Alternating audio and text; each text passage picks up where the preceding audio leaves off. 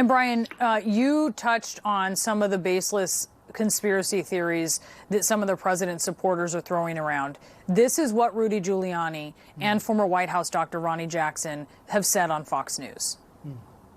Obviously, something is going on with this man at this point. I mean, he'd keep him locked away for 90% of the time. And then when they have a little window where they think he might be able to put a few sentences together, they break him out. They have him read from a teleprompter. I think it's completely reasonable to ask if he's being medicated because he has had a few times where he's come out and he's looked a little bit more energetic than he's typically looked over the last few months. The man has dementia.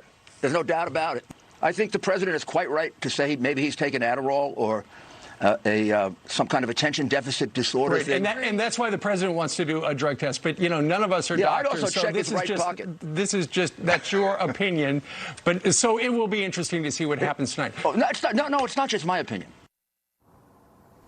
Okay, I mean, none of this is based in facts. In fact, right? Ronny Jackson himself has shown himself to have dramatic flair at best and very undoctor-like conduct in some of his commentary, right? So Fox News correspondents pointed out to Rudy Giuliani, we're not doctors, but this is out there in the public. And like we're saying here, Essie, this is what Brian said. It's not like on Fox News, for instance, viewers are going to get any pushback on that, really.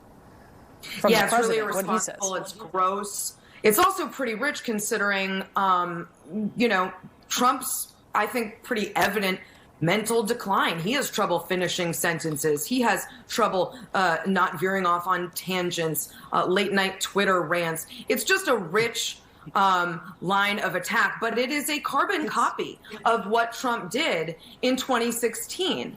And that lethal combination of conspiracy theories around Hillary Clinton and her health, and then some fumbles on her campaign's behalf, really did cement a narrative that was not true, which was that she had everything from Parkinson's to MS to seizures to heart disease.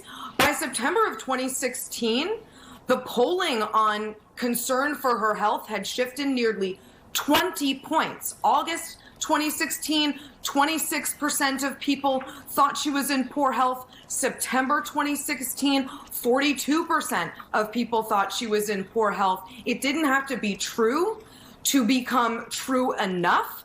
And Biden needs to take those conspiracy theories and these smears seriously and combat them with transparency, openness, and an availability to the media that we, I think, frankly, haven't seen enough. I think what they're doing is they're setting up all the excuses ahead of time so that if Trump has a poor debate, their supporters can say, well, Biden was doping. Biden was getting answers through his earpiece. They're setting the excuses ahead of time in case Trump doesn't do well. And it's the Fox-Trump feedback loop in effect because Fox is feeding all these ideas ahead of time. But this is why I go back to ethics, Brianna. Political professors study something called asymmetric polarization, which means that right-wing voters have moved further to the right, become more polarized than left-wing voters. The same thing is happening now in these campaigns. There's asymmetric lying and there's asymmetric nastiness. The lies and smears coming from Trump's side are so much nastier and disgusting than anything from the Biden campaign, right? The Biden campaign is just out there trying to respond to all this nuttiness in real time, as they need to. I agree with SC. They have to be transparent about this and know what they're up against. They are up against people who are shamelessly lying in front of millions of viewers. And, you know, look, what we can do, Brianna, is we can check it, we can call it out. I'm glad that's what you do. You call it out because that's the only option in this environment right now. Just listening to you guys, I'm just reflecting on, you said nuttiness. This is so wild that we're even talking about this. I mean, it's a presidential debate, not the Tour de France. This is just so bizarre. But S.E. Cupp,